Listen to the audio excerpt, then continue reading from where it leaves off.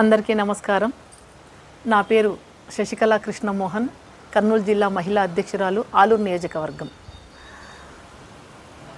ఈ కూటమి ప్రభుత్వం ఏర్పడినప్పటి నుంచి మరి సూపర్ 6 పథకాలతో అల్విగాని హామీలు ఇచ్చి ప్రజల్ని మోసం చేసి వెన్నుపోటు పొడిచి అధికారాన్ని చేజిక్కించుకున్నారని అనొచ్చు. ఎందుకంటే మహిళల్ని ఆడబిడ్డ నిధి ఇస్తామని వెన్నుపోటు పొడిచారు. ఎన్నికల ముందు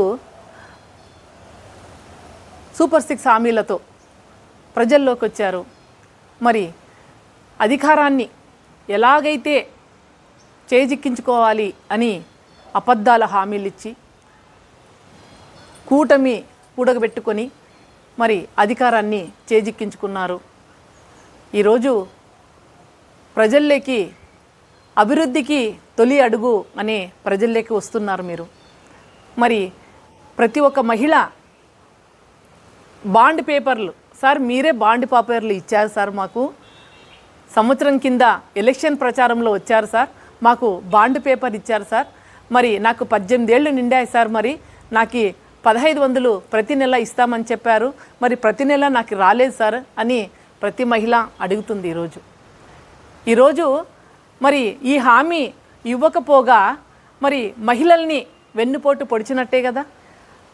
మరి హామీలు ఇవ్వాలి, మరి 1500 మాకు ఇవ్వాలని ప్రతి మహిళ ముందుకొచ్చి అడిగినప్పుడు మరి కీలక నేత అచ్చెన్నాయుడు గారు మరి ఆడబిడ్డ నిధి ఇవ్వడానికి మా దగ్గర డబ్బులు లేవు, ఒకవేళ ఇవ్వాల్సి వస్తే మరి ఆంధ్ర రాష్ట్రాన్ని అమ్ముకోవాల్సి వస్తుంది అన్నారు.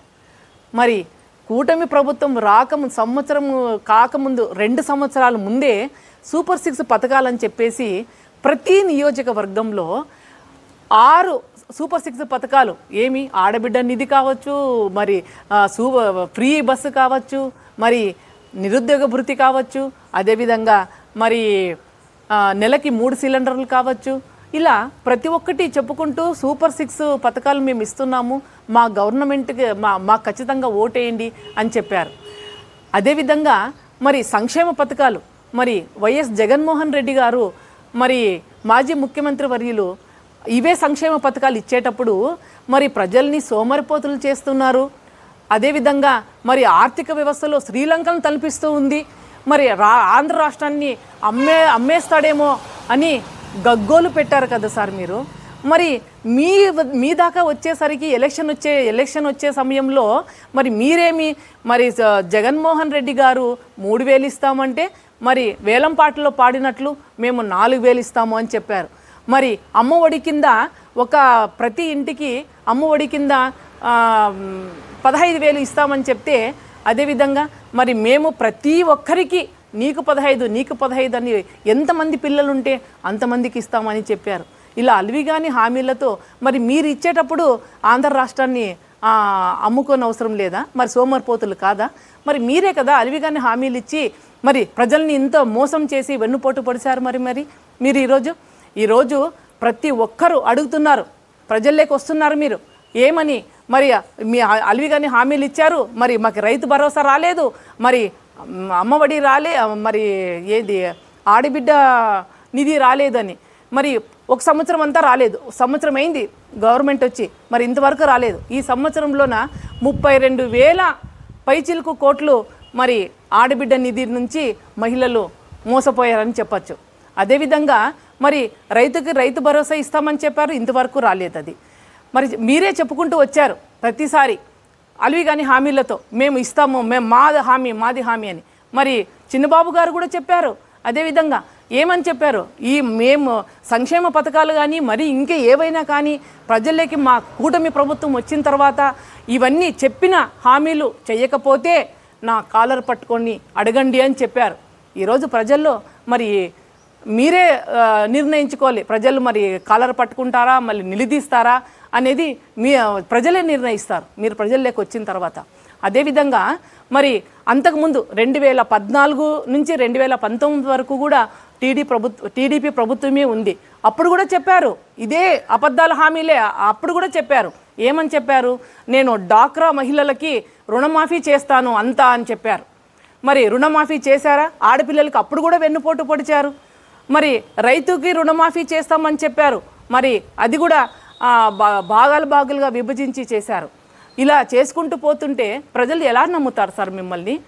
అదేవిధంగా మరి మొన్నటికి మొన్న మీరు బహిరంగ సభలో మరి మీరు వచ్చినప్పుడు మొన్నటికి మొన్న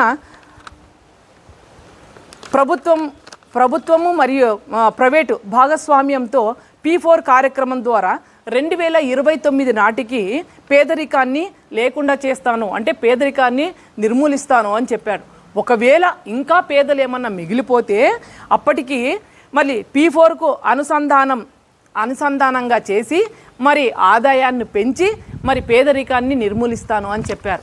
మరి చేశారా సార్? మరి ఇది మరి బహిరంగ సభలో మీరు మాటిచ్చిపోయారు కదా సార్ సీఎం గారు. మరి ప్రజలందరూ మిమ్మల్ని నిలదీసి అడుగుతున్నారు కదా సార్, ఇప్పుడు తొలి అడుగులోనే మిమ్మల్ని అడుగుతున్నారు. అదేవిధంగా మరి ఒకటి నిధి కింద సంవత్సరానికి 32,400 కోట్లు అయితే 5 సంవత్సరానికి 1,75,000 కోట్లు అవుతుంది. మరి ఈ ఆడబిడ్డ నిధి ఇవ్వాలి అంటే మరి ఆంధ్ర రాష్ట్రాన్ని అమ్ముకోవాల్సి వస్తుంది అని చెప్పారు. ఎవరు? గౌరవనీయులు మరి మంత్రివర్యులు అచ్చెన్నాయుడు గారు చెప్పారు ఈ మాట. మరి ఈ మాట ఎలా అన్నారు సార్? మీరే కదా సార్ ప్రతి గవర్నమెంట్ ఆఫీసులో పోతే మన టీడీపీ ఎల్లో కలరు కండువ వేసుకొని లేకుంటే మన బిల్ల వేసుకొని పోయి దర్జాగా కూర్చొని కాలు మీద కాలు వేసుకొని కూర్చొని మన పని చేస్తారా లేదా అని దర్జాగా అడగండి, టీ ఇచ్చి మీకు పని చేసి ఇచ్చి పంపిస్తారు అని అడిగారు కదా సార్ మీరే. మరి ఇప్పుడు అవన్నీ గుర్తుకు రావడం లేదా సార్ మీకు అని అడుగుతున్నాను. ఈరోజు జగనన్న ప్రభుత్వంలో ఉన్నప్పుడు మహిళలకి అదేవిధంగా వైఎస్ఆర్ ఆసరా ద్వారా మహిళలకు అండగా నిలబడ్డారు. జగనన్న పాలనలో 78,994,160 మంది మహిళలకు వైఎస్ఆర్ పథకంలో 25,570 కోట్లు మంది లబ్ధి చేకూర్చింది మహిళలందరికీ. అదేవిధంగా 5 సంవత్సరాల్లోన వైఎస్ఆర్ చేయూత పథకం ద్వారా 26,98,931 మంది మహిళలకు 19,189 కోట్ల మందికి మహిళలకు లబ్ధి చేకూర్చారు. మరి అదేవిధంగా డీబీటీ ద్వారా నాన్ డీబీటీ ద్వారా డైరెక్ట్గా మరి మహిళలకు పథకాన్ని డైరెక్ట్గా అందించారు. అదేవిధంగా ప్రతి అడుగులోనూ జగనన్న ప్రతి అడుగులోనూ ఈరోజు ముందున్నారు. అదేవిధంగా జగనన్న పాలనలో మహిళా పక్షపాతి అని చెప్పడానికి ఎస్టీ, ఎస్సీ, బీసీ మైనారిటీ మహిళలు కూడా చట్టసభల్లో ధ్వని ఎత్తడానికి అవకాశాన్ని కల్పించాడు. అదేవిధంగా మరి వాలంటరీ వ్యవస్థల్లో కూడా మహిళలకి 50% మహిళలకి కేటాయించారు. సచివాలయ వ్యవస్థలో కూడా 50% మహిళలకి కేటాయించారు. అదేవిధంగా కాంట్రాక్ట్ పనుల్లో కూడా మహిళలకే 50% కేటాయించారు. ఇలా ప్రతి ఒక్క దాంట్లో మహిళల్ని ప్రతి ఒక్కరికి నేను ఉన్నాను, నేను విన్నాను అని చెప్పేసి నా అక్క చెల్లెమ్మలు బాగుండాలా, నా ఆడపడుచులు బాగుండాలా, ఆంధ్ర రాష్ట్ర మహిళలు బాగుండాలా అని చెప్పేసి ప్రతి ఒక్క పథకంలోనూ కూడా ఈరోజు జగనన్న మహిళా పక్షపాతిగా వ్యవహరించారు.